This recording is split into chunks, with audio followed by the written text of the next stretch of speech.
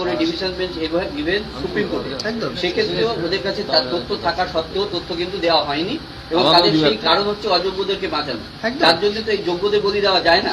তো এই যারা যোগ্য রয়েছে তারা যেন পরীক্ষায় যাতে বসতে না হয় সেই ব্যবস্থা কিভাবে করতে হয় সেই বিষয়টা একটু বলুন। আর সুপ্রিম কোর্ট তো স্বীকার করে নিয়েছে টেন্টেড যারা তাদের বেতন ফেরত দিতে হবে, তার মানে এক ধরনের সেগ্রিগেশন তো সুপ্রিম কোর্ট মেনে নিয়েছে। না সেটা তো চিহ্নিত যারা, চিহ্নিত, যেটা চিহ্নিত সমস্যাটা চিহ্নিত দিয়ে নিয়ে তো সব সমস্যাতে যারা চিহ্নিত নয় তাদের সেই ক্ষেত্রেই সমস্ত মিরর ইমেজের যে কথাটা বলছিল এইটা পাবলিশ করাটা অত্যন্ত প্রয়োজনীয় এবং তারপরে সেটাকে নিয়ে কমিটির ওভারসিং প্রকাশ করলেই জানা যাবে কে 2 পেয়ে চাকরি। এবং অভিজিৎ বাবু আজকে যে কথাটি বললেন এখান থেকে এসএসসি চেয়ারম্যানের কাছে যাওয়ার এই উদ্যোগটা অত্যন্ত সাধুবাদযোগ্য এবং আমরা সবাই মিলে যাবো এখন সেই কথাটা। একটা জিনিস আপনি যে মিরর ইমেজের কথা বলছেন ওয়েমার শিটে, এই ওয়েমার শিটের মিরর ইমেজ গুলো কোনোভাবে ম্যানিপুলেশন হয়েছে কিনা সেটা মানে নিশ্চিত হওয়া যাচ্ছে?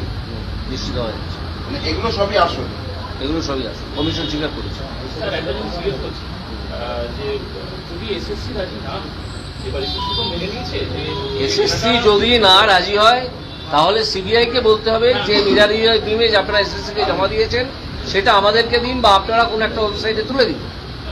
এটাও নিশ্চয়ই ওয়েবসাইট সিবিআই কাছে নিশ্চয়ই আছে। সিবিআই কিন্তু অ্যাকসেপ্ট করে দিয়েছে এসএসসি যাদের হলফনাম আছে যে আমরা কোশ্চেন করতে হ্যাঁ তাহলে অ্যাকসেপ্ট করেছে।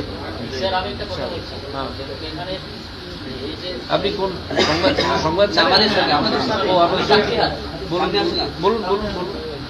যাও ওখানে যাও, সরি ওখানে যাও, সুমন যেখানে দাঁড়িয়ে দিকে তাকিয়ে বলুন। আমি যোগ্য প্রার্থী, যেহেতু যোগ্য চাকরি হারা, আমি একটা জিনিস বলতে চাইছি, এই যে 26,000 চাকরি গেল এটার সাথে তো পরিবার এবং সমাজ জড়িত আছে। আমি একজন পিছিয়ে পড়া ব্যাকওয়ার্ড শ্রেণী থেকে উঠে এসেছি এসটি সম্প্রদায়, কি এরকম কোনো প্রভিশন আছে কি আমরা পিছিয়ে পড়া শ্রেণী আমাদের কিছু রিভিউ পিটিশন করতে কিছু উপায় আছে? এটা উনি বলবেন, এটা এই আইনি প্রশ্নের উত্তর আমি দেবো না। শ্রেণী হিসাবে আলাদা হিসাবে নয়, যেটা আমরা সব এটা দুটো শ্রেণী, এই যোগ্য অযোগ্য আমরা যোগ্যদের নিয়েছি।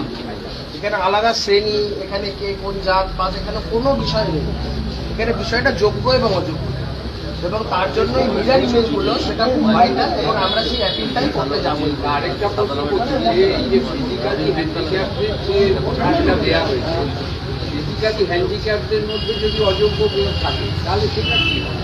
না ওটা তো সুপ্রিম কোর্ট বলেছে ওই ববিতার ক্ষেত্রে, যেটা করার ক্ষেত্রে ওই ববিতাই তো, তাহলে ওই মেয়েটার নাম জানো কি?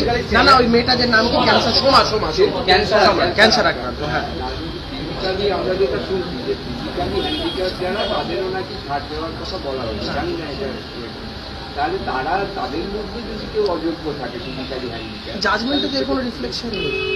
না যদি যেখানেই অযোগ্য আছে তারা বাদ যায়, এই কথাটা অন্তত আপনাদেরকে বলতে হবে সুপ্রিম কোর্টে এর পরের বার যখন আপনারা যাবেন বলে আমি মনে করি।